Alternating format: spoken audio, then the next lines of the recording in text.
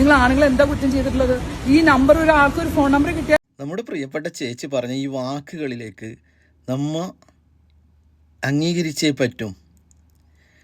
ഒരു തെറ്റും ചെയ്യാത്ത ചില പുരുഷന്മാരുണ്ടല്ലോ, ചിലയിടങ്ങളിൽ ഒരു സ്ത്രീ ചെറിയൊരു കംപ്ലൈൻറ്റ് കൊടുത്താൽ പോലും അകത്താകുന്ന ഒരു കാലഘട്ടമാണ് നമ്മളുള്ളത്.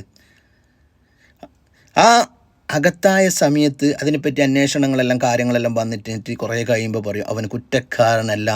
അപ്പോൾ അനുഭവിച്ച വേദന എത്രയായിരിക്കുമല്ലോ ആ പുരുഷന്. ഇതാണ് നമ്മളെ രാഹുൽ ഈശ്വരൻ സാറും പറഞ്ഞത്. എന്ത് പുരുഷന്മാർക്ക് ഒരു മെൻസ് അസോസിയേഷൻ വേണോ എന്ന് പറഞ്ഞിട്ടുള്ളത്. ഒരുപാട് സ്ഥലത്ത് ഇങ്ങനെ നമ്മൾ കേൾക്കുന്നുണ്ട്.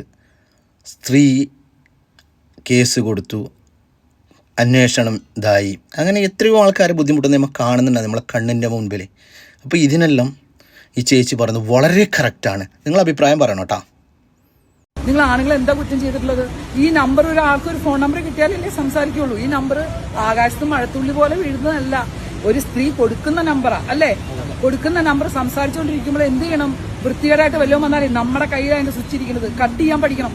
അതും കേട്ട് മുഴുവനും നിങ്ങളെ കൊണ്ട് പറയിപ്പിച്ച് അവസാനം അതിന്റെ പുറകെ പോകുന്നതിന് എന്താ പറയേണ്ടത്? കരണക്കുറ്റിക്ക് തല്ലില്ല വേണ്ടേ പെണ്ണിന്? വേണ്ടേ?